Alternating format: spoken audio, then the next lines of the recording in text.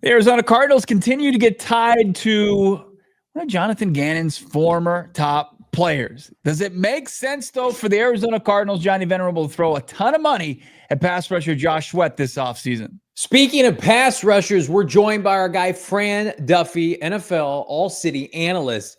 Bo, is this a historic edge class shaping up here at the Senior Bowl? PHNX Cardinals starts now.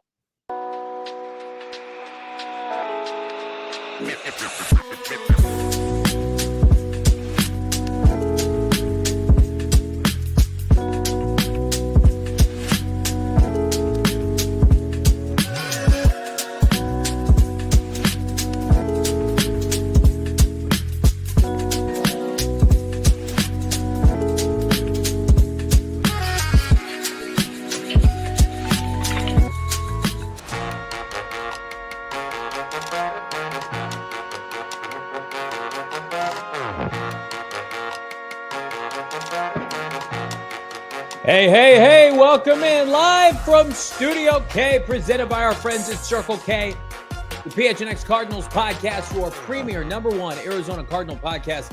Like and subscribe. Leave us a 5-star wherever you get your programming. I'm Johnny Venerable. He is Bo Brack. No sweet baby Damon Dawg. He's back. Manana. It's Shane Diefenbach today. And very apropos, we're talking about Josh Sweat, because our man's been known to get sweaty here on PHNX Cardinals. Welcome in. Download the Bet365 app today. He's something else, but no, that's where you went. That's where you went. I'm gonna put you in a headlock in New Orleans and give you a noogie. Oh, I can't wait. I miss you so much. Quickly, use the bonus code PHNX365 when you sign up. Choose your offer. Find out why, whatever the moment, it's never ordinary with Bet365. My guy Bo Brack in studio rocking his premier branded Bills lid. How about that? Yeah, isn't it nice? It is nice. Less sweaty, Bo Brack, that's for sure. But we will be sending on the Big Easy less than a week from today. Just locked in a massive guest that we can't wait for you guys to find out about. We'll tell you about that when the time is right. But in the meantime, Hayden, what's up? Rafa 30, Jirai. How about Canyon Man, Shaft? My ex-wife, one of my favorite usernames on this YouTube streets. Claymore Jones, Mr. Frat Gangsta, Mr. J. The entire squad's here today, Johnny, because the Senior Bowl continues to be the topic of conversation. And also, who could the Arizona Cardinals be targeting in free agency once it hits in February, in March? Yeah, I mean, listen, we're fired up about the draft. And it's funny because you jump back and forth, right? We're going to do Combine, we're going to do Senior Bowl, and we're going to dive into these draft prospects, and then we're going to take a hard right turn, and we're going to talk free agency, right? And the team's going to sign some players, and some of our draft darlings could be put to bed because the team upgrades at free agency. Like, I'm not going to be mocking any guards to the Arizona Cardinals if they go out and sign Trey Smith, right? But here's the good news if you're in the market for a pass rusher. The Cardinals are starting with, respectfully, 0 at the position. They're starting from the ground up here, which makes this report today, Bo, if you can call it that, if you're loving, like I am, like Bo is, slobbering all over these edge rushers at the Senior Bowl, this isn't going to deter the Arizona Cardinals because more is more for pass rusher. And let's start with a pass rusher. Of course, we talk about him. He's linked to this show every day, and it's not our doing. Josh Sweat, ESPN, Jeremy Fowler is breaking down, according to ESPN's top 50 NFL free agents, Josh Sweat potentially linked and has ties to the Arizona Cardinals. Bowie comes in at number 9 for the top 50 with the likes of T. Higgins, Sam Darnold, the aforementioned Trey Smith. And of course, given the positional value and his ability to hit the quarterback, Sweat makes the top 10. He's a long, angular mover who can win with power, speed, and his built-in counters to disengage from offensive tackles. He's got free agent flexibility, according to Fowler, to play 3-4 or 4-3. And, of course, he mentions the Cardinals and Jonathan Gannon. That's not an accident, we're told. But, of course, could end up elsewhere if the Cardinals do not show significant interest. So how are you taking this report as we break down the top 50 for ESPN? I'm taking it with a grain of salt because I think we've outlined, like, we like Josh Sweat.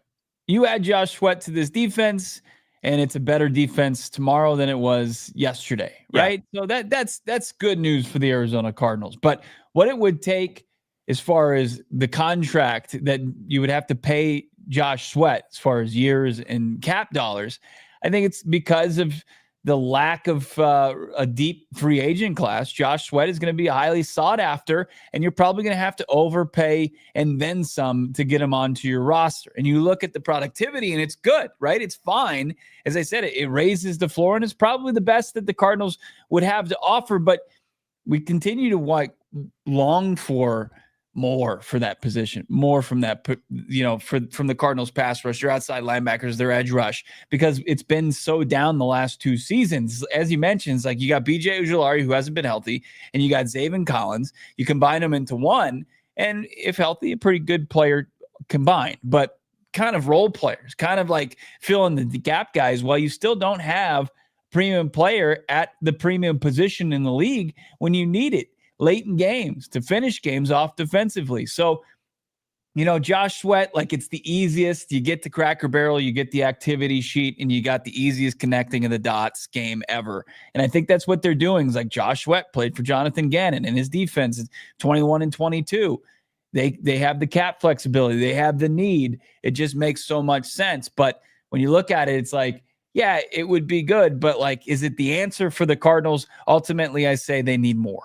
They do need more, but I agree with Canyon, man. Still an upgrade. Yes.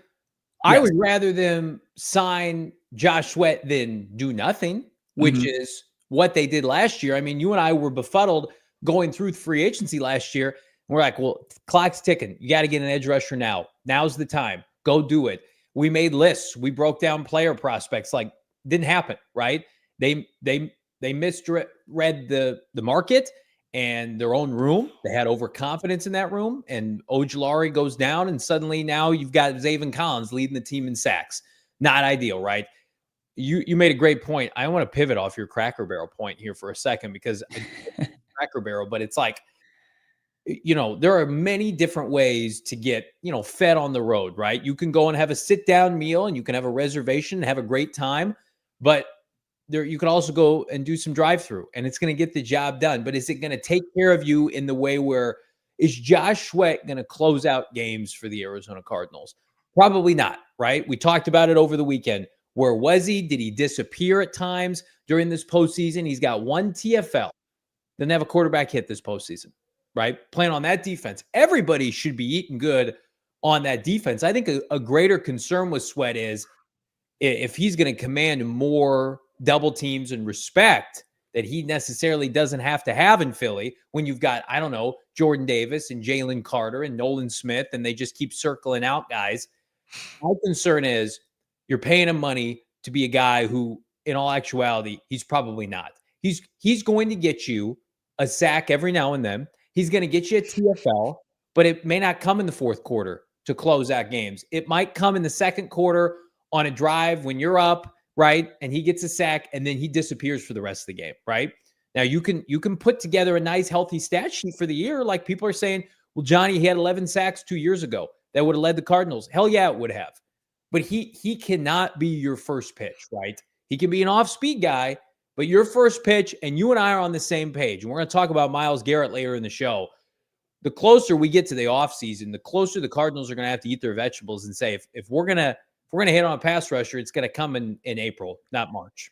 Yeah, that's a game of patience that, I think the fan base is going to be a little uneasy, really kind of waiting it out, like that delayed gratification on really kind of getting that pass rush spot filled out that's been voided, pretty empty for the last 2 seasons under Gannon. I'm really actually kind of since the departure of Chandler Jones in free agency. They've never been able to do that. Red Sea Josh Sweat is a high end 2, not a number 1.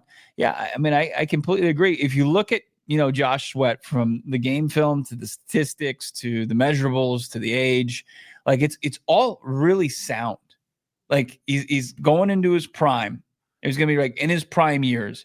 He's got the productivity the last couple seasons. He's got the good size. He's good in the run game. He's good in the pass rush game. But he doesn't excel in anything. And I think that's where it's you really want to try to take your swing at the plate this offseason if you're Monti Ossenfort. So if it's if you're starting, if if he's the appetizer to, as we continue our food analogy, because we're dopes and we don't have any better ones, then the entree needs to be the draft, and you need to be in on these guys that we see in Mobile or that we see the highlights from this past college season, whether it's a James Pierce or a Mike Green, that's just going to really give you some juice off the edge. Yeah, I misspoke. He's not the highest rated edge for ESPN. That would belong to Khalil Mack, who is, I don't know, 34 years old, which we're out on that. Yeah, we've never been out harder on that. My boy Hassan Reddick, number 17 on that list. I don't consider Khalil Mack an option, so I don't even anywhere he goes, he's signing a 1-year deal, right? Like he's not getting a multi-year contract. He's 33 years old. Then you've got this kid out of Vegas who missed the entire year. Yeah. He was a 3rd rounder and had Malcolm Kuntz. Yeah, and he had 8 sacks last year. But again, I mean, in 23. You're gonna disappoint Cardinal fans if your option is we're gonna go take a flyer on a guy who's hurt and his ceiling is 8 sacks. It's again, I'm almost at the point from Vegas. Yeah, I'm almost at the point where unless you sign Sweat or certainly Hassan Reddick, and you know how I feel about Sweat at this point, don't go and chase after one of these other guys. I don't want to act like we have better options in house than just go re-sign Baron Browning. If you're gonna go, you're okay with that placeholder?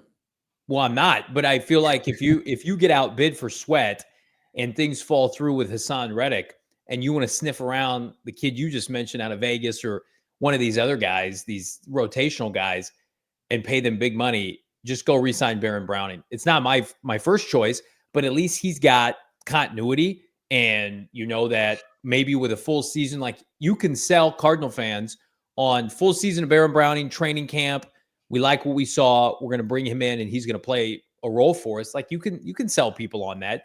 Again, I don't want to say it's unacceptable. It would be disappointing, but you would be big time disappointed.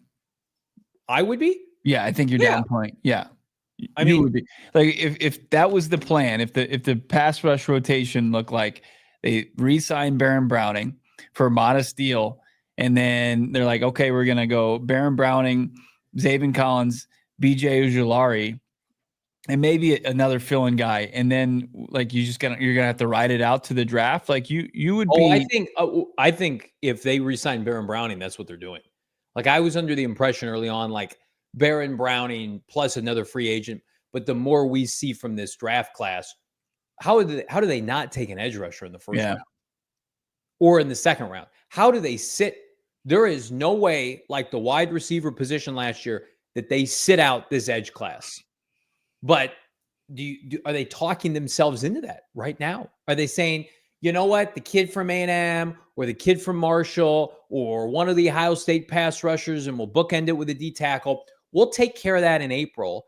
We're going to go bring back Barron, and we're just going to get the band back together and just hope everything plays out well. I don't think you can discredit that right now. No. I mean, don't you feel like that's a real possibility? No, I think it's a very chilling reality. And we will rip them on this show. It's like when we tell you guys like to buckle up, this is the one where I'm like, maybe even put on a helmet too. Like buckle up and then strap up something. One of those NASCAR seat belts that goes over your breastbone here. Go and do that.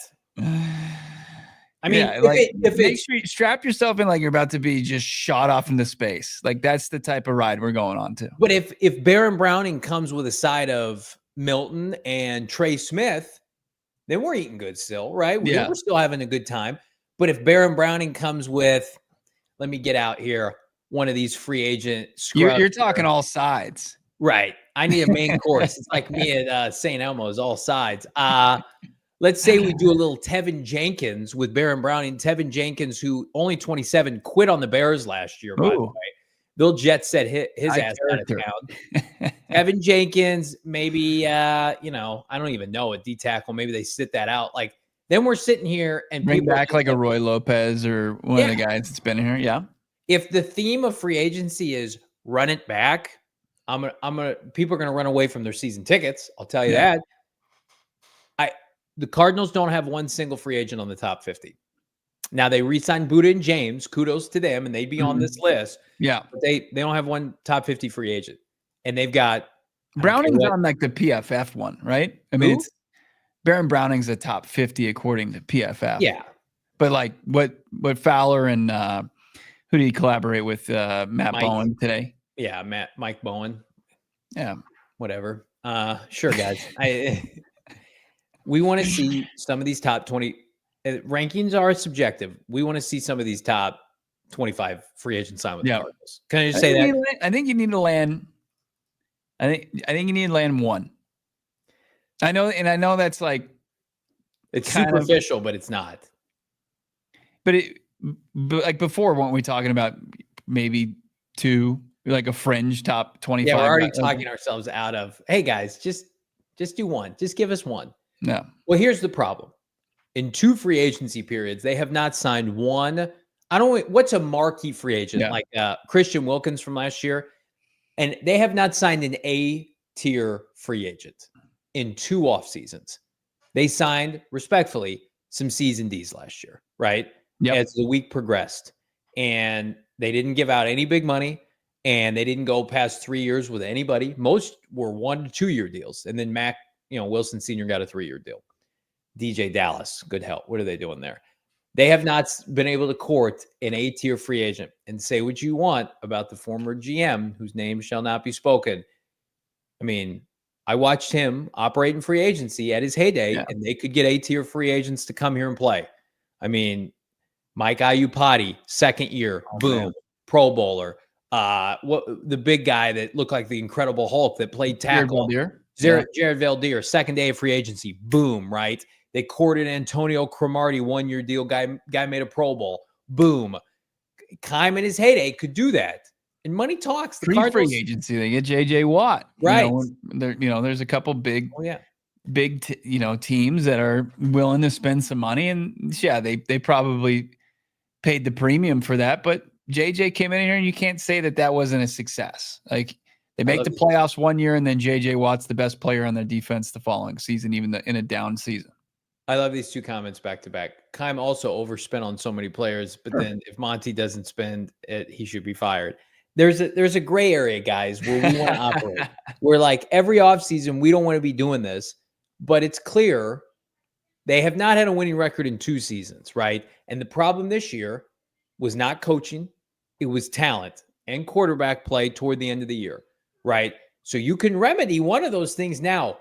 It's a novel approach, Bo. Talent's available. Go sign talent, bring them here, and help you get back to the playoffs. God forbid win an NFC West championship. I mean, we keep bringing it up. Gannon is ending press conference of the year saying we need to be a better team. We have to have better players. There's an easy fix for that.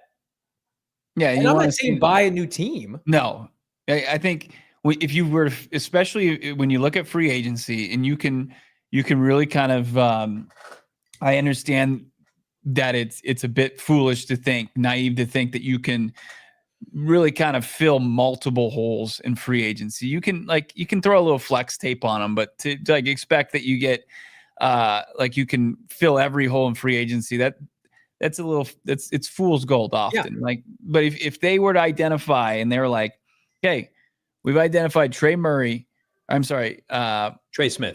Smith or Milton Williams is worth the price for us, and they aggressively go out there and they sign them, and they fill a need through free agency, and then the rest they fill out a roster, and then they turn to the draft for another need. Like, I can get behind that. I think that's a great approach.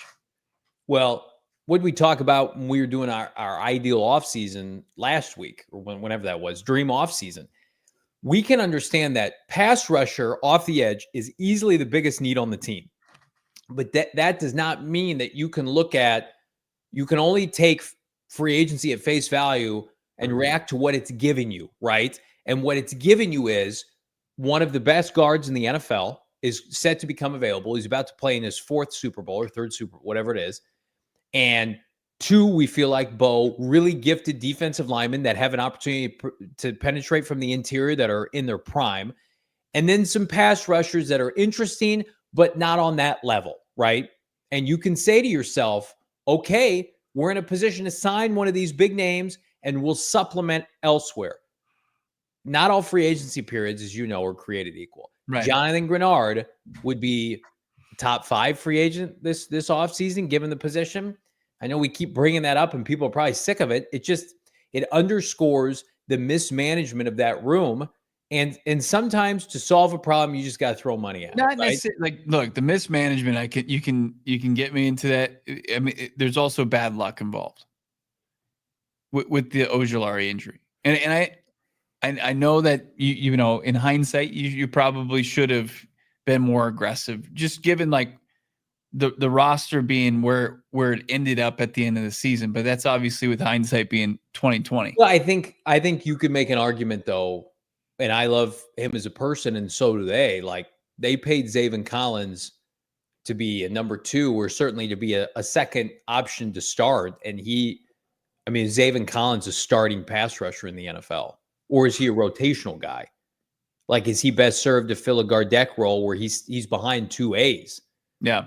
Like, when the Niners are out there with Nick Bosa and they go out and pay big money to Leonard Floyd, these organizations that know what an elite pass rush looks like, right, are not signing Zaven Collins to bookend with B.J. Ojulari to fix a problem that we all saw existed last year. And I get it, timing, and you want continuity, and Zaven's a good dude, but I'm with you. It's unlucky that Ojulari got hurt, but it's also, pass rush malpractice to not have an insurance plan. They're working out what's his name in August that everybody laughed at, and they end up signing with Dallas. Can't even remember Carl Lawson. What's that? Carl Lawson? Yeah, they were working out Carl Lawson. Your guy? He was your guy. He was my guy. But that's ready to buy a jersey. They were down that bad that they had to bring in Carl Lawson, that they talked about trading for Matthew Judon. Yeah. You reap what you sow. It's like they have made, can we say this out loud? 2 vital errors in back-to-back off seasons with misevaluations. They damn sure better not make it 3 in a row. Year 1, what was it? Colt McCoy in the quarterback room. Yeah. Egregious. Awful. And they had to go out and they had to sit in their bed and make it. And then they got Dobbs in here. And then on the flip side, the pass rush group. We can't go 3 for 3 in offseason fumbles by Ossenfort. No, especially with as crucial as year 3 is going to be for this organization, from, obviously expectations for the coaching staff and the front office, given how everything is played out, they're not without making their own mistakes, but at the same time, they put this team in a really good, rock solid position to get back to the postseason.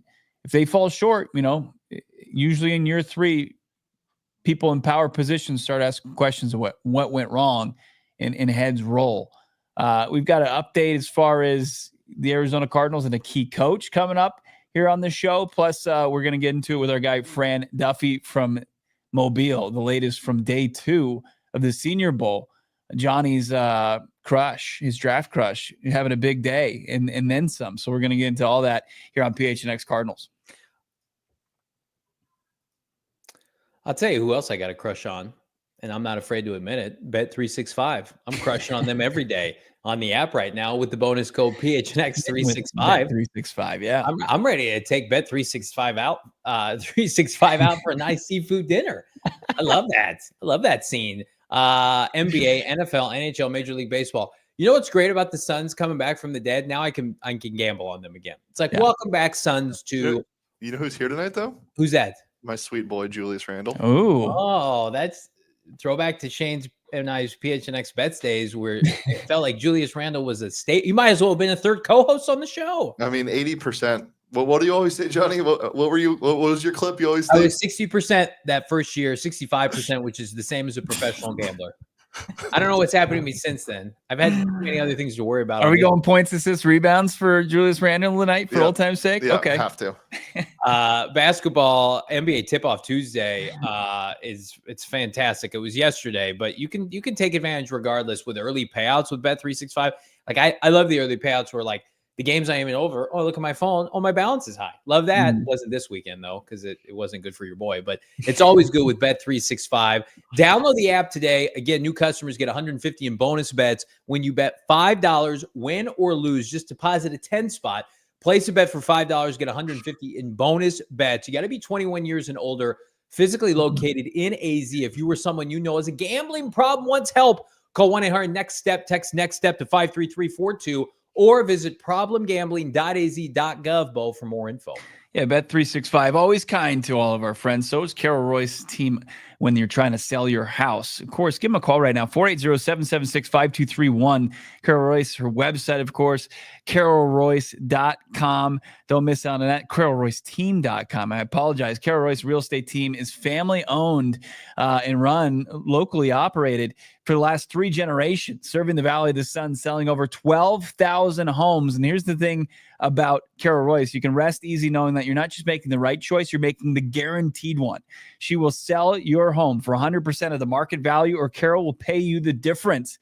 That's the type of guarantee everybody's looking for in real estate nowadays, because there's always, things are in flux, things are ever changing, but Carol Royce is offering that guaranteed. If you're looking for a cash offer, why settle for just one? Carol Royce can bring you up to 6, 7, sometimes 8, and you can just pick the best one. That's the best way to sell your home. If you're considering selling your home in 2025, the name to trust is Carol Royce, your home sold guaranteed realty. Have questions? Call today or visit Carol online, carolroyceteam.com. That's carolroyceteam.com.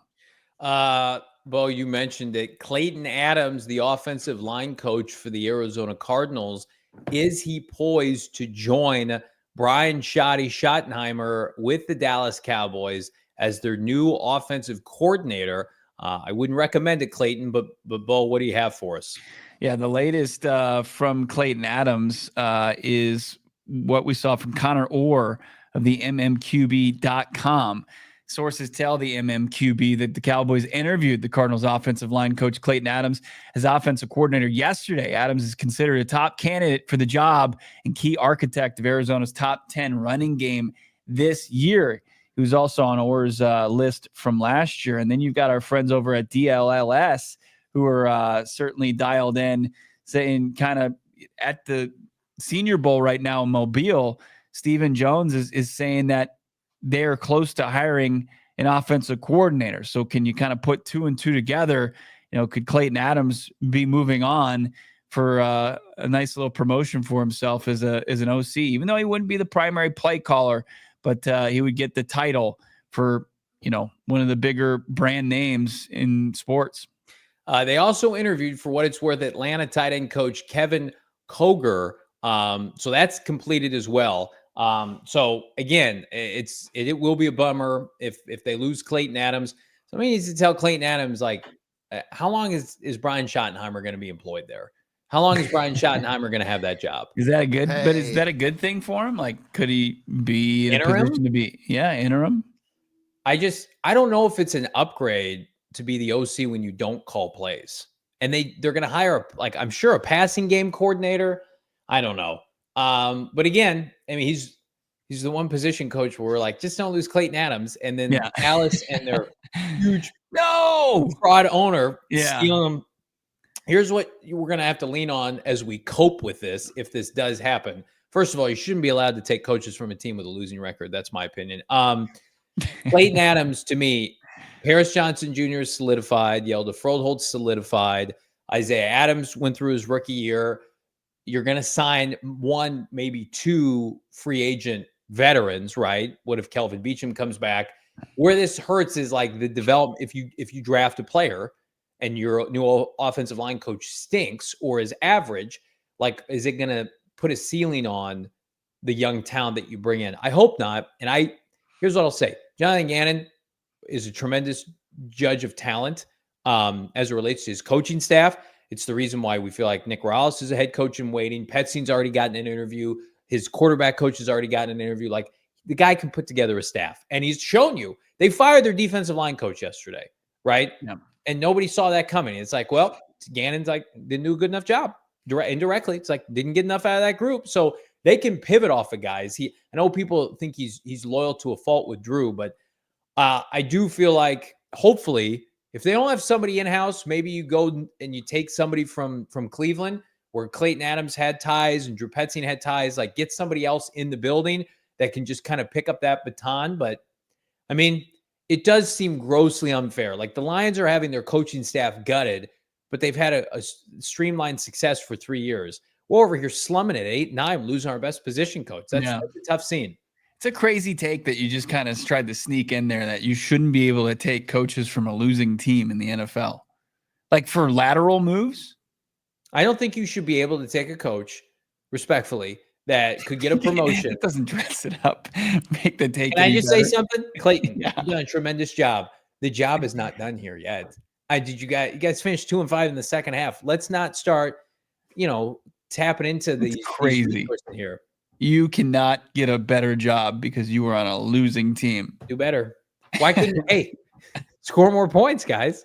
No, I'll congratulate him on this show, not in person, but I'll congratulate him if that happens. We got our guy Fran Duffy. He's right around the corner here. Who stood out at the Senior Bowl? There's a couple names on the Twitter streets that jumped off the screen literally. And did Mike Green? Did he end a man today? That's coming up.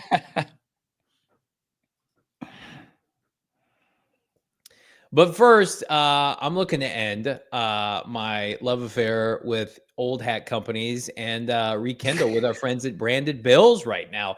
20% off your first order. BrandedBills.com, locally owned and operated here out of Mesa, Arizona. And they've got partnerships, of course, with PHNX Sports, the Elite. But how about ASU? How about U of A with their campus collection? They've got snapbacks, truckers, fitteds, beanies, tees. Branded Bills has you covered with performance and style. Plus, if you're looking for gear to make your brand stand apart from the crowd, Branded Bills has you covered with the best custom headwear money can buy. Of course, we've got our PHNX Sports collection right now at gophnx.com. Look at that. I have all three of those. I bought them with my own money. I love them. I wear them early and often. And, of course, Bo is rocking the coup de grace, the flag gray hat right there in the center in real time. Check them out right now, brandedbills.com. We're going to save you 20% off with the bonus code PHNX. Upgrade your hat game today with Branded Bills. Upgrade your casino and resort experience with our friends over at Gila River Resorts and Casinos. We love them. We spent most of our days on road trips or road games watching the game at the Wild Horse Pass location. Check it out. You got a chance to win $5.9 million for the big game. That's right, $5.9 million. The prop play, their cash money with their free prop play. January 27th through February 8th, visit GilaPropPlay.com and answer 26 questions in the big game for your shot at the grand prize. Free to play, enter for free, and make your big game predictions. Instant wins, you got them. Scores, instant prizes, $5 to $100. Free bonus play while you play, and that $5.9 million jackpot prize. Answer all 26 questions correctly, and you'll win that $5.9 million. Tough to beat. You do you at Gila River Resorts and Casinos. Check out any of four locations, including Wild Horse Pass, and visit playGila.com for all the details. That's playatGila.com for more details. Joining us now, our NFL draft analyst via All City, our guy on the scene. Did we lose him? We got him? He popped off, so we'll wait. He didn't, you know what he didn't like? He didn't like our takes on Jalen Milroe, so he left. He has to come back. But here, let me ask you this, because why did you say our? I don't think Bo's on board with you. I'm on board. Do you remember last year when we dogged on Bo Nix and he has a good NFL rookie season? Maybe that could be Jalen Milroe. All right, take two here. Fran Duffy joining us. It's franchise mode. NFL, All City, draft expert. Check out his work. He has the best, most in-depth recap of the Senior Bowl. It's live right now. Go PHNX.com. And of course, if you become a diehard, you can read all of his player breakdowns here. It's Fran Duffy, live from Mobile, side of the Reese's Senior Bowl. And Fran, I got to jump right into this here. We teased it earlier. Mike Green did something to a man I've never seen done at the Senior Bowl. He ran through this poor offensive lineman who, listen, is that kid undraftable now? He probably has to walk away. But what did Mike Green take his game to the other level? Is he solidified as the best edge rusher right now? You know, I think that when you look at Mike Green, I mean, first of all, That was the most violent bull rush I've seen here in Mobile. I've been coming here since I think my first one was 2011. So like, I missed a couple here and there. So this is like my 11th or 12th Senior Bowl. And that was the most violent bull rush I've ever seen. Like he sent him to the shadow realm, like sent him to the quantum realm. It was unbelievable what he did to Connolly. But I think, look, at the end of the day, I think Mike Green mostly has been working on like a lot of like the high side, like the outside speed rushes. And it's been a little bit of a mixed bag. Obviously, that play, that rep was ridiculous. But I actually do appreciate the fact that he is working on different rush moves here in Mobile. That was obviously the play that went viral. But he's done a nice job throughout the course of this week. I'm excited to see what he can do for day 3. It's completely different positions, but coming from non-power, it was at the time Power 5, but now Power 4 schools. Quinyon Mitchell, I was there in attendance last year, and it seemed like he had that chip on his shoulder. He's like, I'm a smaller school guy. I've got to prove myself. And he checked all the boxes, and he, obviously becomes a first-round pick in the 20s, goes to Philly, a really good situation for him. Is Mike Green having a similar ascent, but just at a different position? I think that, look, the big thing was that when you look at Quinyon, I mean, he was a guy there was one question about him coming into that week, and that was, can this guy play press coverage? Because at Toledo, it was like something like 95% off coverage, like in terms of his reps. Like he just was never asked to play up at the line of scrimmage, and that was the big question. Teams didn't want to spend a first-round pick on the guy if they couldn't ask him to do things like that. And he came here, and it was like every single rep he played in press, and he didn't give up anything at all down the field. And he didn't have like any of those crazy viral clips. I remember going back, watching it live, but then even going back through the film and watching in the later weeks, and it was like, all right, like that's a pretty good rep. That's a pretty good rep. Mm-hmm. That's a pretty good rep. But then you look and you're like, he didn't give up any catches, right? And that's kind of what it was, just like a rock solid week across the board where, okay, he answered that question. I think when you look at the difference between that and what we've seen with Mike Green, it's probably been a little bit more uneven. But I think when you have those highs, those are certainly going to catch people's attention. Again, like I've never seen a bull rush like that here at the Senior Bowl. And by the way, like, the guy he went up against, that's no slouch. Like Josh Connolly is a guy that some people think is a top 5 tackle and a potential first-round pick. He's in most mock drafts right now. So I think when you look at who he did that against, his weakness is power. That is the question with Josh Connolly. Can he hold up against power? So good on Mike Green for preying on that weakness. Speaking of power, let's jump to another edge rusher. This one out of Texas A&M. It's Shemar Stewart, who is putting together a hell of a week. His tape looks fantastic. The clips I see on Twitter look like a first rounder. Yet a lot of people point out a sack and a half this year for the Aggies. His career high is a sack and a half. That's just who he is. Is that a byproduct of the team, the defense there? And how do you evaluate a kid who has all the physical traits? Like we did this thing with Tyree Wilson a couple years ago, Fran, where it's like, it's a good call. He looks great in shorts. He looks great at, the off-season draft process. But then you turn the tape on, and it's a kid that just looked like an average player. Like, what does the tape tell you? And is this a kid that can really kind of kick the low production that he saw in the SEC? Yeah, I think, look, at the end of the day, you're going to look at Shemar Stewart, and it's going to be a matter of, the beauty's in the eye of the beholder. You mentioned, Johnny, the fact that he had 1.5 sacks this year. He had 1.5 last year. He had 1.5 the year before. I think he had 1.5 today. So I think when you're looking at so consistent. Yeah, I mean, it was just one of those days where like he had a sack fumble in a team drill. He had a couple wins in the pass rush one-on-ones as well. He's 6'5", 280 pounds. He's got 34.25-inch arms. He's got great length.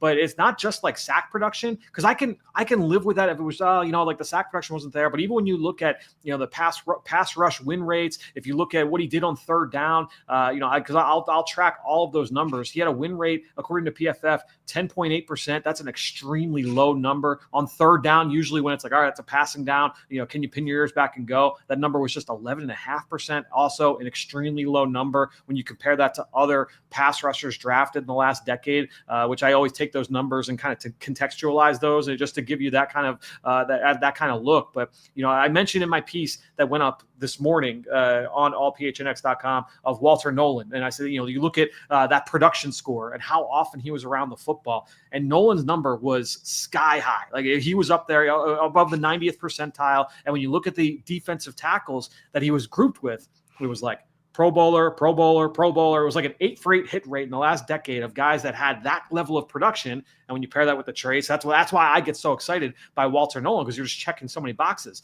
Shemar Stewart is like the complete opposite. He's on the other end of the spectrum. Now, that doesn't mean that he's a bad player. There are some guys that have had success, when you do it. But for me personally, I like seeing guys that did it in the NFL or did it in college, because to me that's a great indicator of success. It's not necessarily like just about sacks, but it's pressures, it's hits on the quarterback, it's TFLs, and Shemar Stewart just has not been around the football a lot, and so that is concerning. But look, this is a guy that has gone and he's had a pretty good week so far, and he has shown up time and time again over the first 2 days. One of the guys you mentioned, go PHNX.com, from your day one takeaways was Gray Zabel.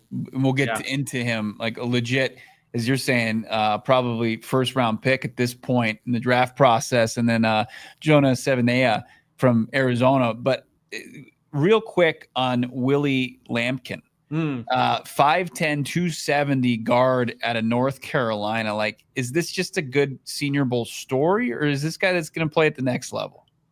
Yeah, I'm interested to see, like, because sometimes you see this, at the combine where a guy weighs in and it's really light, and you find out like, oh, well, he just had a stomach bug, and so he lost like 15 pounds, something along those guys that are that big. I mean, you guys know, like, you talk to them at training camp, it's like, oh yeah, I lost 8 pounds in water weight during practice yesterday.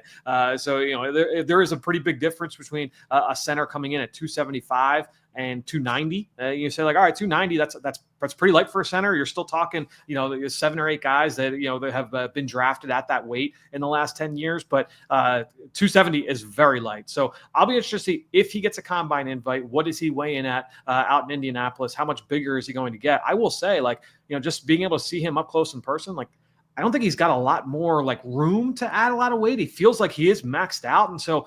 Look, there are very few schemes in the NFL that will be okay with a center that size. That said, does he go to like, if I think of like Jim Harbaugh and Greg Roman out with the Chargers, and I'm like, all right, like, could he be the next Patrick Ricard for them? And just he's like a 6th offensive lineman as a move piece. He could find a role doing that as well. And so I will say, like, I thought, all right, when I'm watching these one-on-ones, he's going to get rocked back. He's going to really struggle.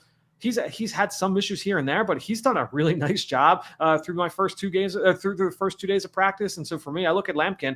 I was pretty impressed with what I've seen so far. Let's jump to another edge rusher, and I apologize. The kid out of Boston College, Donovan. Help me pronounce his last name so our viewers know. All right. So first of all, this guy has been extremely productive this season. One of the most productive pass rushers in football. 6'2 1/4", 248 pounds, but 34.5-inch arms. So really long arms for a guy that is that height. Now, the last name, Donovan Ezeiruaku. Ezeiruaku. All right. That's going off the pronunciation guide from BC. So Ezeiruaku. Donovan Ezeiruaku. First team All-American this past year, is the ACC Defensive Player of the Year. Again, was like double-digit sacks. He had a bunch 16 and a half sacks this year, Fran. Yeah, and we're extremely productive. And honestly, I just finished watching on film the national teams, the O-line, D-line one-on-ones, and I'm like looking through, and it's kind of what I was just saying earlier with Quinyon Mitchell, where I'm going through and I'm like, all right, let me see, like, what has this guy done so far? And I'm looking at it, I'm like, it feels like every single rep he wins. And I'm looking, all right, he had 6 rushes in one-on-ones over the last 2 days. First one, bull rush win, goes right through the left tackle. Second one, spin move, doesn't gain a ton of ground and gets wrapped up by the tackle. All right, so that's a loss. Third one, double hand swipe, clean win against the left tackle. Today, he's lined up against the right tackle, goes speed the bull rush, wins right through the inside shoulder of the right tackle. 5th rep, the second one today, long arm move, rips back inside, tackle didn't recover, that's a win. One-on-one versus the left tackle for his last one, Superman cross shot, bam, clean win. So 5 wins in 6 reps, very efficient productivity there from Ezeiruaku. And I think when you're looking at him, look, at that size, at 6'2 1/2, there are some teams that are going to be turned off by that. Is he going to be a 3-down guy? I'm going to be honest, when I watched him, I was worried about the athleticism at that size. But I will say, like, I didn't know the arm length, and when I look at that, all right, so this is a guy that can get into opposing linemen, has that ability to keep blockers off him. I watched a couple games early, and that was a question for me, but he's been awesome. Seeing him in person here this week in Mobile, and so I'm excited to dig back in and watch a little bit more film on him. Can you play outside linebacker for JG? I think so, because he's got some of that that ability to drop in coverage, and so when you're talking about JG's scheme and that ability to kind of play in reverse, and when they bring all those guys up on the line of scrimmage and then bring people out, I think that he's got that ability to be able to do that. He did that over the course of his career. He can. That was one of my notes, that he can be a really good sim pressure player for the right defensive coordinator, and so I do think that he can fit in that kind of a system. And look, JG has had success with a guy like Hassan Reddick, similar kind of build as what we're talking about with Ezeiruaku. I saw earlier, real quick, Bo, his pro comp was a guy, when we're scraping the bottom of the barrel here, Fran, because this pass rush was atrocious this year. Yannick Ngakoue is his pro comp for some people. So just throwing that out there. You just want to run it back with Yannick Ngakoue, but not 34-year-old Yannick Ngakoue, Bo. You love Yannick Ngakoue. You've been saying his name way too often this season in 2024, the year of our football Lord. Let's get to the true hog mollies. I mentioned him earlier. One that you featured today, Gray Zabel from North Dakota State, making his way into the first round, and then Jonah Savaiinaea from Arizona, who is a 3-year starter there, and it's trying to figure out, is he inside outside guy? But when I look at the Cardinals, they've got, potentially 2 veterans leaving the interior of their offensive linemen for free agency, and then Jonah Williams at the right tackle spot. Could Savaiinaea play tackle at the next level, or are we looking both these players strictly guard? And what would the Cardinals need to be willing to, where do they go in the draft for him? Would it be a trade down scenario in the first round? Yeah, I think you're probably talking trade down scenario for both players. I think that, to me, like I have Zabel graded ahead of Savaiinaea at this moment. 6'5.25", 316 pounds. I really liked his film, guys. Like to me, like when I watched him, I saw a lot of what I saw last year with Graham Barton, who had a really good rookie season this year for the Tampa Bay Bucks, coming out of Duke, and he was a first-round pick in the middle of the round, right around, I believe there was like 1920, so a little bit later than where the Cardinals are right now. But when you look at Gray Zabel, he's versatile. I mean, he's played all 5 positions along the offensive line in college. Here in Mobile, he's played left guard, center, and right guard. So it's pretty clear, like, all right, he's going to have to make that move to the inside. But he's really athletic. He can fit. He fits really well in his own scheme, but I think he could fit in any scheme just because of his play personality as well. He's extremely tough, extremely physical. So when you to me, like if I'm talking about building blocks for an offensive lineman, if you tell me that he's athletic, he's tough, and he's versatile, yeah, like all right, we're cooking with gas and we're off and running. And so I think when you look at Gray Zabel, there's a lot to be excited about there. And then when you look at Savaiinaea, this is another guy that has some of that positional versatility. He's a little bit bigger now. He's a different kind of guard where he's under 6'4". He came in at nearly 340 pounds. He's got much longer arms than Zabel, so he's built a little bit differently. He's not the athlete that Zabel is, but this is a guy that's really stout on contact versus bull rushers. I never really saw him overwhelmed, and that's kind of carried through to what I've seen so far here this week. I'm just going to pull up my notes on Jonah so far because I think that he's also kind of shown up really well. He had some nice reps against Shemar Stewart yesterday. One rep where he did get bulled back, but he was only at right tackle yesterday. I do think that he got some guard reps today. I'm going to go back through and chart that here in the later on this evening as I'm writing up my notes. But I think when you're looking at Savaiinaea, I think he's going to be a little bit of a different player, and ultimately just comes down to what you're trying to build up front. If you want to try and use that athleticism to your advantage, we know that Yelda Froholt, like he's got that very specific skill set where he's going to be a little bit more athletic. Do you want to put another like athletic movement player next to him, or do you want to add a little bit more beef? That could determine which one you would pick between those two players. I do think, though, they're going to go off the board probably the back half of round 1. Fran, your draft breakdown at gophnx.com, All City, is unrivaled in my opinion, but I have to ask you, I don't think we've asked you yet, who is the number 1 player that you have rated as of now on January 29th? Because Abdul Carter's moving up the ranks. I think that's where I would have. But obviously Travis Hunter, people still, gush over Cam Ward. But as of now here, as we approach February in the Super Bowl, who is your number 1 overall player ahead of March? Yeah, as we would sit here right now, I personally would say it's Travis Hunter at corner. And I think when you look at what his ceiling is, look, I mean, a couple of these guys have extremely high ceilings, but I feel really, really good about Travis Hunter hitting that ceiling at corner. Now, look, it's still on the table, I guess, that he could decide that he wants to be a full-time receiver. And I'm of the opinion that if he wants to be a full-time receiver, then corner is off the table. He can't be a full-time player at both. He can't be a full-time receiver and part-time corner, because you got to know the defensive game plan. You can't just have like a package of plays for a corner, in the NFL. And so I think he's going to have to be a full-time corner if he wants to play both ways. Major on defense, and you get a package of plays. You're in the receiver room on Friday afternoons, and you get your 15 play package late in the week as you're preparing for the upcoming opponent. But for me, I think it would be Travis Hunter as my number one prospect as we sit here today. I do love the Penn State edge rusher Abdul Carter, but I think that just a notch below where I would have Hunter at this point. Day 2 recap should hit gophnx.com tomorrow. Make sure you're following our guy, Fran Duffy, on social media as well, at FDuffyNFL, for all the tremendous draft insight right now from Mobile at the Senior Bowl. Last week, it was at the East-West Shrine Bowl in Dallas. It's going to be at the Combine. You're going to be next week with us in New Orleans, too? Yeah, I'll be in New Orleans with you guys. Now the Eagles are going down, so I'm flying in on Monday. So I will see you guys down there. All right, can't wait. Did you go to Dreamland yet? I think that's going to be on the bucket tomorrow. So I did Meat Boss yesterday. I'm going to Felix's in a little bit for some seafood. So I got a good dinner coming. Fill up my stomach, come back and grind out the rest of this film for another 3-4 hours. Good man. It's funny, Fran. They call me Meat Boss on this show. So they don't. Nobody does. All right, so let's settle down. Fran Duffy, of course, our All City Draft analyst, expert. We will talk to you. We'll wrap things up tomorrow. Or are you talking with all the prospects tomorrow? Is that the media day? No, they had media stuff here today. So okay. I'm all yours tomorrow. I'll jump on. I'm looking forward to it. Well, yeah, we'll wrap things up from Mobile. Get that tremendous insight like we've been getting the entire time from Fran Duffy. Thanks, Fran. Appreciate it, guys. There he goes, the franchise mode. Our guy Fran Duffy. Again, check out his work. Become a diehard. Don't lie to our guest, dude. Like you're not the meat boss. Yeah, that wasn't cool, John. We all know you're I would actually call you the anti-meat boss. Yeah. Salad you're like the entry level employee, maybe the boss. Meat jester? I work in the mailroom of the meat building. The meat minion? Yeah. The meat secretary. Yeah. None of this is helpful. Let's go to break.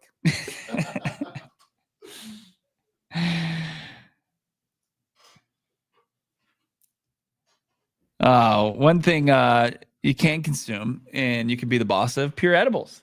The Pure Edibles boss, that works. How about Pure Edibles, found in Arizona, and it's in 130 of the dispensaries statewide. 130.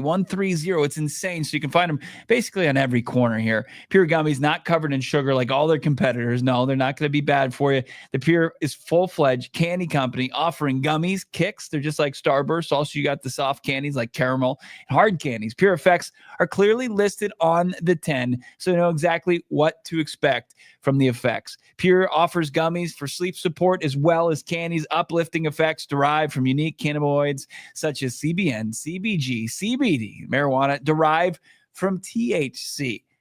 They make me sound smart with all this copy, but look, you got to check it out for yourself right now. Pure created in Flagstaff at Noble Herb Dispensary and came down here to Phoenix, the big city, because they are a big-time company now. And you can be ripped in half. You can be bit in half, making them easy and shareable and dial in the exact dose. Go find yourself some Pure Edible products and find them in one of the over 130 dispensaries in AZ. Big fan of our friends at Ice Shaker. Even though Damon, who's not on the show today for obvious reasons, he stole my ice shaker, so he had to say set aside, and I'm going to buy my own with the bonus code AllCity25. It's the perfect gift for the passionate sports fan in your life. And again, developed and created by the Gronkowski brothers. Ever heard of them? I'm looking to beef up with my protein, not only with my meat this offseason, but with my protein via Ice Shaker. They've sold over 1 million bottles, and they've changed the game, folks, with the workout bottles that are branded for your business. They've also got exclusive ones that are specifically branded with all your favorite sports teams. And again, you're going to get 25% off your first order. AllCity25 is the bonus code. They are right now in a patented twist in the mechanism that breaks up the powder, right? So you're never drinking that chalky powder. You're not drinking that stuff where it comes in big clumps, right? It gets it down and it keeps it cold. It's going to hold ice for 30 plus hours. Did I mention they're customizable? Check them out right now. Order your team branded bottles today at iceshaker.com. Again, Bonus code ALLCITY 25% off your order. iShaker, show your support for your teams with the best branded workout bottles on the market. iShaker, shake it, baby. In the bulking phase, is that what you said? Not bad. Look at that. I can tell. Yeah. Have we heard back from the Costco guys for next week's Super Bowl? We know they're going to be there. There's no way they're not there. What are the odds that we can get them on set with us? Well, so they did DM PHNX Cardinals Instagram back. We logged you out of that account, so you obviously can't see. Okay. They requested you are not there, so we're doing it on Tuesday morning, really early. We're going to do a hybrid interview / mile run. Sweet. If So is that like you consume a chicken bake each mile or each lap? Yep. Okay, perfect. Exactly that. Yeah. And a double chunk chocolate cookie. And once again, they've requested Johnny is nowhere near. If that ever actually pretty happens. standard. Video. Pretty standard with most interviews. Couple news and notes as far as the NFL goes. The reports are coming out. Ian Rappaport saying that Matthew Stafford plans to return to play next season. Oh, wow. You don't say. The Rams quarterback going nowhere. I guess that's not a shock to my co-host. And then former Cardinals head coach Steve Wilks taking the DC job with the New York Jets. And as we talked about earlier in the show, awaiting word could come at any moment, potentially, that they lose offensive line coach Klayton Adams to the OC job for the Dallas Cowboys. We'll see. Yeah. No one knows anything yet. So, again, people putting it out there that it's going to happen. I mean, again, they've interviewed 2 candidates publicly, and Stephen Jones is out there running his mouth again, saying that they're close on something. But I don't know. Hopefully, because the fans in Dallas want it, that the Cowboys will go the opposite way, because that's usually what happens. It's like, oh, you want this? We're going to go over here, and we're going to do this. You like a little Brian Schottenheimer with a little broccoli on the side? That's basically what they're doing. It's like, no, I don't want cake and ice cream. I want vegetables. Like this video, subscribe to PHNX Sports here on YouTube. We're going to get to your super chats. But first, this kind of flew under the radar yesterday, today. So the Browns, who, number one, don't have a quarterback. Number two, are paying Deshaun Watson. Number three, Deshaun Watson's out for the year. His career's probably over. Even though all that is mixed in a big pot and the AFC is a wasteland for them, they're not trading Myles Garrett, who's 28. Myles Garrett, they're saying they're GM Andrew Berry told a couple reporters, including Mary Kay Cabot, who does great work, that they won't trade Myles Garrett this offseason, no matter what Cleveland is offered. Yeah. Browns continue to brown. Just a ridiculous statement by Cleveland. It's like, you are so irrelevant. You have no options. You have nothing going for you. Your quarterback is a crime against humanity to have on a pedestal, to be able to pay him what you're paying him. He's out for the year. All the stuff seems shady that you're doing, and you have an opportunity to get back. They could easily get 2 number ones and say, we're resetting. We're going to give Kevin Stefanski a shot to reset here. And their GM's like, nope, running it back. Okay, let's just put Myles Garrett at quarterback then. That's what we'll do. Myles Garrett just turned 29 at the end of December. Oh, man. Got to build around him. Yeah, and I mean, but with an organization that really literally has nothing going for it, like we've lived these days before. We've lived these dark days that Cleveland's living, where like you just need something the fan base can hang on to. And I think you get rid of Myles Garrett, like what's left to cheer for? Isn't Nick Chubb even a free agent this offseason? Like who's going to be on that team that you can either sell jerseys for, outside of who they're going to draft early in the 2025 draft. But I get it, but I also don't get it. I'm with you. Like to go out for Andrew Berry to be like, no price, like we won't accept any amount of draft picks. Like you should consider, like if somebody's willing to give you that many, I disagree. I don't think anybody's willing to give two ones for. Okay. That's fair. Myles Garrett. It's like the people say, oh, I love my house. And somebody comes and offers me a blank check. It's like, of course I'm going to listen. You should always listen. Yeah. That's one of the most ignorant statements. And I'm sure optics play into it, right? And let's get people fired up for the season. I think people are just excited they don't have to watch Deshaun Watson play football. And they're like, think about it. If you flipped him for draft picks and you went out and you got a couple young players in this draft and you're progressing toward the future, you will. It's like my argument with Max Crosby. Raiders, Browns, listen up. You will never be good with those players in-house, ever. There's a chance the Raiders and the Browns have 2 of the worst rosters in the NFL. You think you're going to compete in the AFC? Look who is in command in the AFC. The Bills, the Ravens, the Chiefs, the Chargers. They're not going anywhere. You are non-competitive. So I just feel like at the end of the day right now, that they're in a position where they're in a lose-lose situation because the optics of trading him, not good, but then running it back next year with a 30-year-old pass rusher, not good. Those watching with our streaming partners out there, watching on the tube, check out gophnx.com. It's where your journey ends. Thank you for watching, but you want to continue on, gophnx.com. It's crazy. The Browns were in the playoffs in last season, like with Joe Flacco at quarterback. I thought that was a roster that was fairly well put together, but it completely just collapsed. The defense just died. It did. Well, those years, remember when they were getting like the first overall pick like every year? Yeah. Those years of team building and roster building, it peaked last year and it carried Joe Flacco's corpse to the playoffs. And then now it's just kind of over, right? And now it's doing this. And you see Nick Chubb can't operate right. All their tackles and guards that were high end, they're kind of schlubby now. Their best player is 29 years old. They have missed their window. Like the rebuild that we were sold that was going to have Baker Mayfield at the front end, that's over now. And the ironic thing is Baker's playing really good football. So if you're the Cleveland Browns, like, yeah, I get it. Sell season tickets, but let's take a look at a couple players on their roster. Okay. Sure. I'd love that. This is what they have as their current depth chart, what they finished the season with. The quarterback position is terrible. They have Bailey Zappi in that spot. And then hey, don't disrespect the all-time leading passer in college football history. That is pretty wild. Hilltoppers represent. Go Tops. Deontay Foreman. Like their running back room is in disarray. Their wide receivers, they just paid Jerry Jeudy, who actually had a really nice season. They go over 1,000. Jerry Jeudy finally kind of found his way at the NFL level. Elijah Moore has been a bust. Tillman? Who's that? Xavier Tillman, right? Cedric Tillman. Cedric Tillman. Not bad. He was good at the end of the year. There, Ethan Posich is a decent center. Old though. Wyatt Teller, Jack Conklin, older too. It is kind of like it got old real quick. Okay. Yeah. I mean, Denzel Ward, pretty good. He is good. And it's a player that has been connected to the Cardinals once or twice, but the Cardinals don't need a cornerback now. Jack Conklin's a good player. Wyatt Teller's, they're fine. Joel Batillo, the players that are good on the roster, by the time the Browns are in a position to compete, those players will be old and gone.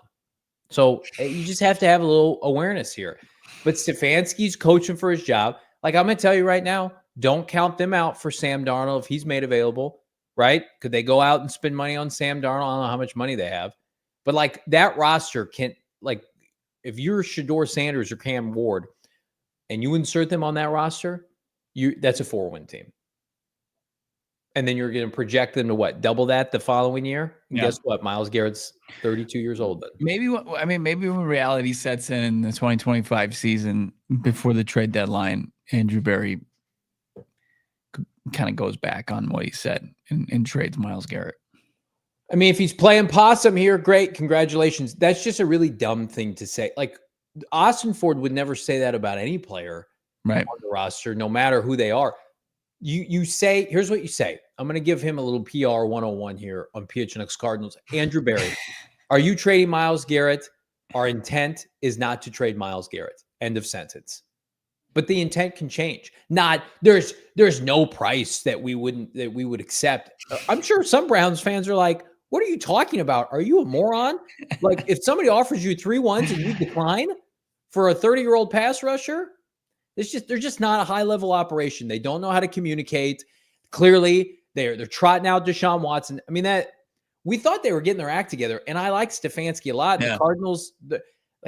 That's Drew Petzing's mentor. Like the Cardinals, the Browns' fingerprints are all over the Cardinals, but that's a sinking ship. They are done before the season. Well, look how many exited the organization. Yeah. I mean, I don't know if they broke Johnny's rule. You can't leave a sub 500 team. No, you can't go get a promotion if you were below 500. I love the PR lesson from the self-proclaimed meat man. That's really good. Hey, are you trading Myles Garrett? Not even if you offered me your firstborn, I would trade Myles. What are you talking about? Never, ever. It's like, okay, lifetime. Maybe their firstborn doesn't have the bend in skill set that Myles Garrett has. It's not that valuable. Then I see people talking about Max Crosby chumming up with Pete Carroll. Pete Carroll is so cutthroat. First of all, Max Crosby's in a boot.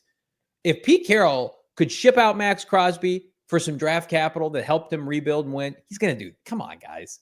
Max Crosby's taken up their cap space and has been disgruntled, has his own podcast, is in a walking boot. People like, they're never trading him. It'll never happen. Okay, guys. Welcome to the NFL. A month from now, we'll see. Remember the press conference with Pete Carroll? Remember when they were hugging?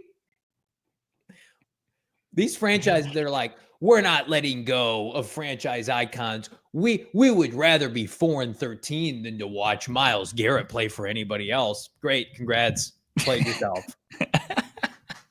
That's Andrew Berry. That's what he said. We would rather go 0 for 17 and trade Myles Garrett. Myles Garrett's on one today, man. I was gonna say we could just put like a still of Bo, like not even a still, like a GIF of him laughing that repeats every 15 seconds. Yeah, and I don't know if Johnny would ever stop. I'm frustrated. I've had some internet problems. I'm not sure if you guys noticed yesterday, but I'm taking it out on Andrew Berry today. He deserves it. Calm down, meat man. Hayden, $5. Let's get into these super chats. I feel like it's not talked about enough on this pod that QB1 has Bo blocked. Also, Ben Johnson will have the worst record of all the new hires this year. It is tough that I have been blocked on Instagram from the Cardinals franchise quarterback. I was sitting on the couch the other night. My wife and I were watching TV, and she was just scrolling the gram on her phone, and she's not been blocked. And I can just see that she's got a nice little K1 story. And I'm just like, I can't see it on my Instagram account because I've been blocked for some unjustifiable reason. I'll break some news. You know this. I've been blocked by Kyler Murray on Twitter. And times are tough. If Kyler Murray's blocking Bo and I, then times are real tough here in the Valley scene, my guy. And we will, you know what, though? We're not going to let it impede our judgment. We will continue to praise when necessary. And I think probably my tweet about, the Cardinals post-bye were very good. He must not like that. I don't know. You know who else didn't like that? This fan base. Cal _N, $2. Bo, thoughts on Cards drafting Quinn Ewers at 113? I think Quinn Ewers should have stayed in college and made more money. Maybe trimmed his beard thing too. Mutton chops, whatever. I don't know. Quinn Ewers, you can maybe like get me in the late rounds. I just in 113 is not early by any means. I mean, that's 4th round, right? But I don't know. I just don't see a whole lot of upside from Quinn Ewers. Quinn Ewers was outplayed by Sam Levitt in the college football. No, I pronounce it Sam Levitt. He was outplayed by a freshman quarterback. That's all. I've seen all I need to see. Levitt was really good, but Ewers borderline won them that game. Nah, look, I'm the biggest Ewers denier ever, and he was good. He was very good in that game. I saw a pro prospect in that game, and it had a Sun Devil on its helmet. It did not have a Longhorn on its helmet. Quinn Ewers, get ready to learn practice squad. Reezy Baby, $5. Sign Osa and Milton. I don't know about that. Trade Bilal or Justin for a 7th. I'm tired of getting run all over. Draft best edge rusher. Won't happen, but should. I agree with the back half. It's not going to happen, but it should. Like, Cardinals should not allow Bo 2 bad signings from last year to dictate what they do this year. You know who wouldn't allow that to happen? Howie Roseman. If Howie Roseman, when he drafted that bust out of right ahead of Justin Jefferson, he said, I gotta fix this, and he traded for AJ Brown. Jalen Reagor. Yeah. It's been on like 6 teams. Brian jumping in, $5 super chat. Sign Mekhi Becton, Osa from Dallas, Milton Williams, Sherwood, the Jets linebacker, Darius Slayton, draft a right tackle, and 2 edge guys in a deep. You'll have a deep edge group. Here's what they should do.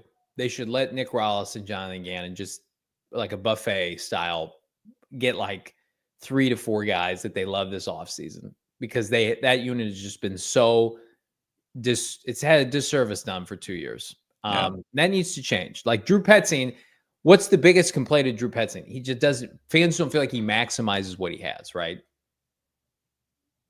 Yeah, for sure. Thought there was going to be more to it.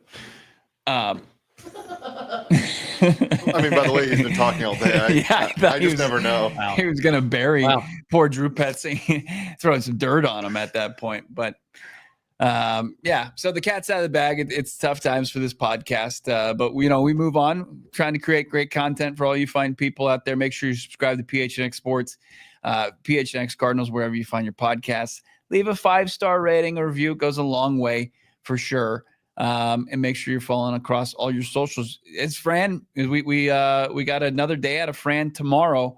A recap on the final day of practice from the Senior Bowl out there in Mobile. We'll have more of our takeaways from it, and maybe some news on the Cardinals offensive line coach Klayton Adams, who seems like he's trending towards becoming the next OC of the Dallas Cowboys. Yeah, I actually went to Circle K earlier today and was mistaken for Dillon Gabriel. So, fun fact, nice. He's actually at the Senior Bowl this week. So You're so nasty today, John. Like this video. Subscribe to PHNX Sports. It's the actual size. Hey, Dylan, I thought you were mobile. Now I just flew home. Now, I forgot about this because I connected with Fran a little bit. Maybe we got to get an update on this tomorrow. He did connect with the guys from Zebra Technologies who do the tracking.